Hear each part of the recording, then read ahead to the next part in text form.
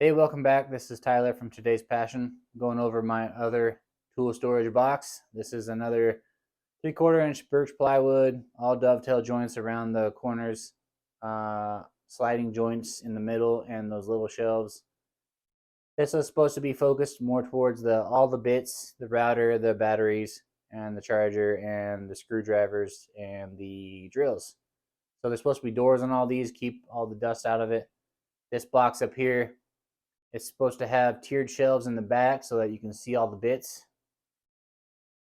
and have easily accessible. And then the hinges are going to be on this side, and the door is going to open that way.